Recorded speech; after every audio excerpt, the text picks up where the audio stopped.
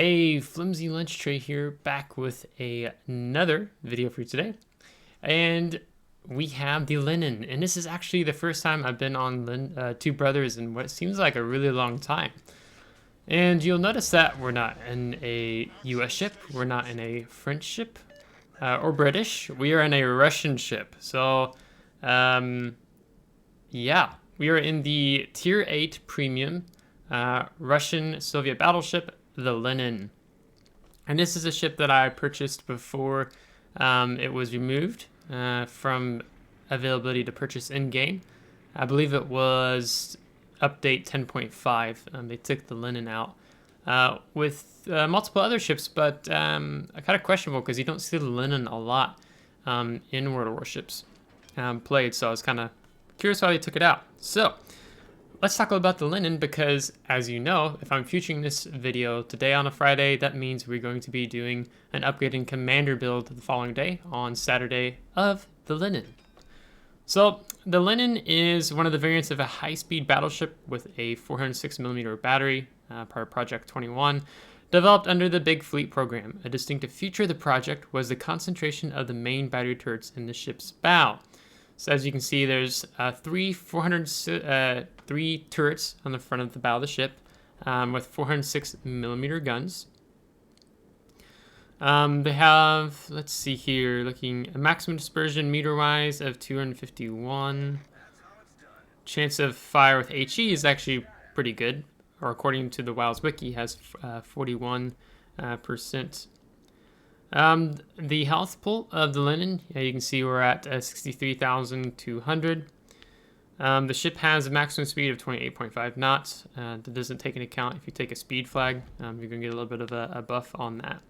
So some pros and cons, and then I'll talk about the battle and what's going on here and my positioning. So pros, 360-degree B turret allows for more flexibility when kiting when compared to other designs with all forward guns, such as Nelson or Jean Bart. Excellent forward firing angles, also to fire all guns at just 27 degrees off the bow.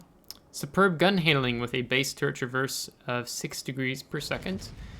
Reasonably stealthy with a minimum concealment value of 13.1. Fast recharging damage control party ensures that you will never take a full duration fire if properly managed. 100mm icebreaker bow helps to mitigate overmatch damage from Yamato and Musashi, and this is a tier 8 battleship, mind you, and that's a tier 9 and tier... Musashi is tier 9, Yamato is tier 10. Resistant to HE with thick deck and upper belt plating. Cons of the ship, penetration is low for a battleship with values near the lower end of her overall matchmaking spread. Inferior penetration at all ranges to Nagato at tier 7, and even the West Virginia 1941 at tier 6. Worse Sigma than Vladivostok, the tier 8 tech tree Russian battleship. The A defense leaves much to be desired, especially against tier 10 carriers, and you're going to see some interaction here with the tier 8 new Russian battleship. The A defense above water citadel is very vulnerable if improperly angled, and I can tell you, yes, for sure. When sometimes I think I'm angled just enough, I've just gotten slapped for half my health, so that's something you have to be mindful of. You can run out of damage control party charges if improperly utilized. So let's talk about the Lenin in this battle, and I'll just tell you and share some thoughts of my experience with the ship thus far.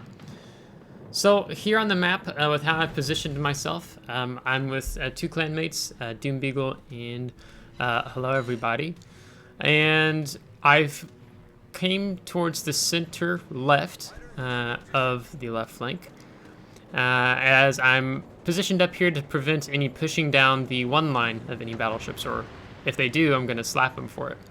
So you get to see a little bit of AA here at work. It's nothing fantastic. We're actually able to keep reversing, and then we're able to just go forward from the rocks, so we're not going to take any of those torpedoes. But we have this Bismarck, and you can see just from that firing angle how I'm able to get all 3 shells fired off at the Bismarck that is broadside. Now you can see the airplanes are already back again. I did launch a fighter. That tells me that the enemy carrier player is just on the opposite side of the island. here in the center. So you can see there's already the skip bomber planes are already coming in. So he's able to launch planes rather quickly. But if he keeps going like this, he's probably going to be having squadrons of planes that are only a third or a quarter full squadron. So we have ourselves positioned nicely behind this island. We also get to use the island for concealment. We do have that destroyer, the Kyiv, running out and about, but he has bad torpedo distance. I think it's probably 4 kilometers. I'm not entirely sure what it is on the Kyiv. Even if it's 6, we're pretty safe tucked in here on this corner of the island. And as my teammates go west towards the 1 line, and you see some on the 2 and 3 line as well, we're in this position on the 4 line, where as the battleships push, they have to choose. Are they going to angle towards my teammates, or are they going to angle towards me? Now you can see I'm kind of popping the M key there to get a good idea where that Bismarck is as he pushes up. He should have just stayed behind the island, the upper part, because I couldn't lob shells over. Now I'm able to lob shells now. But as they push up, they're going to put themselves in a really difficult situation where if they decide to not show broadside or not angle, or how do I want to say this? If they are trying not to show broadside to my teammates on 1-2 line, then that means they're probably going to be showing too much side or even broadside to me. As you can see, that is indeed what the Bismarck is doing here. Again, you can kind of see how I continue positioning my ship where I'm getting all 3 turrets utilized. So, yeah, nice 12,000 K salvo there. So both of these battleships at this point, the enemy Lenin and the Bismarck, they're just screwed. There's no way around it. The Lenin, ironically, he's chosen not to show broadside to me, but he's showing broadside to several other of my teammates. 2 of the battleships, of course, on my team are behind an island. But it's just with that Bismarck continuing to show me broadside, I'm going to have to go for him. I won't do a ton of damage on the Lenin. That's bow on as my division mate, clan mate, hello everybody, just takes out the enemy Lenin. So now it's time to finish off this North Carolina. And once we finish off this North Carolina, I'm going to be pushing up around the corner towards where we spotted the Tirpitz, and maybe we'll even stumble across that enemy carrier. So he's moving up. I'm wondering, looking at the minimap, he might ground here. So I'm kind of aiming towards the midsection of the ship is where I'm thinking he's going to end up at. The upper belt citadel, if a shell does drop. And we get an overpin and 2 penetrations and enough to kill him. So I immediately let my team know that I'm going to go ahead and start pushing up. So with these damage control parties that Lenin has, basically they're short duration. So I think it's like 10 seconds. They're only active for, but they're back up in 40 seconds versus like the typical, what is it, a minute 20 seconds for other battleships. Note that the new German battleship line coming into the game is going to have those quick damage control parties as well. So if you use those in connection with your heal, it works out quite well. Now you can notice I only have 3 heals in 4 of those damage control parties. That is because I do not have what do they call it now? It used to be called Superintendent, as we get a nice broadside here on that Tirpitz. Yeah, almost 14,000. But they've called it something else. I don't remember what it is now, but it'll give me an extra damage control party and an extra repair party. Now this Tirpitz, I was keeping an eye on because I'm assuming he's dumping torpedoes on me. Is why he even came out in the first place. I'm slowing down to a stop. And I'm like, oh, I'm going to eat these torpedoes from the enemy carrier. But that Tirpitz, usually a Tirpitz pulls a maneuver like that, and it means they've dumped torps. And the torpedoes distance on the Tirpitz is 6 kilometers. So my goal is to just, I'm stopping here. If he did dump them, they're going to stop before I go. He's turning around the island, so he might be dumping torpedoes from the other side now. So we were able to just dodge the torpedoes from the enemy carrier. My shells aren't going to be loaded in time, fortunately, I don't think, to actually lob them over the island. And then we see the North Carolina is kind of parked further around the corner. And now that we've accelerated, we're going to avoid that torpedo. But now if you look at the enemy carrier's planes, because he has sent so many planes repeatedly, he's actually not having his full squadrons. So there's that other torpedo set from the Tirpitz, and we actually get lucky there and they stop short. And I wasn't rushing up either. Keep that in mind. So we get put on fire. We had men falling around the sky around us, dying from their planes. Now with Lenin, you don't have the longest range, but you don't get access to a spotting plane. You just only get the catapult fighters, unfortunately. So division mate unfortunately dies. His power got knocked out by a storm, so he did well, but unfortunately we lost the Beagle of Doom. So I go ahead and use the repair party. So just kind of mitigating some of the fire damage we're taking and also going to heal back up some of that. We have the Samagi who's kind of kiting, which is a pain as we're moving up here. It's going to make it difficult to really get a salvo in on him. But ooh, 20,000 gone in one salvo. So yes, we are going to kill this CV, hopefully. So like I can actually tell what I wrote in chat. Come here. Oh, come here, fun police. Yes.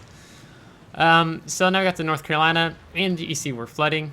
Now, if you notice, there's a smoke screen and there's a Xin Yang to my left.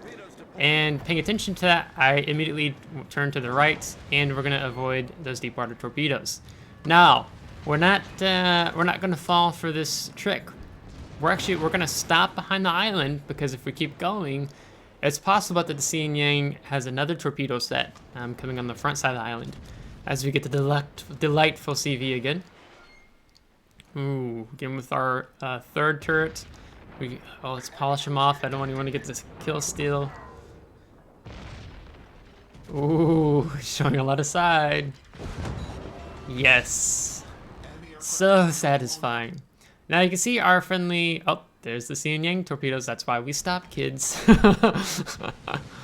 And so he's showing himself. So I'm going to take this shot on him.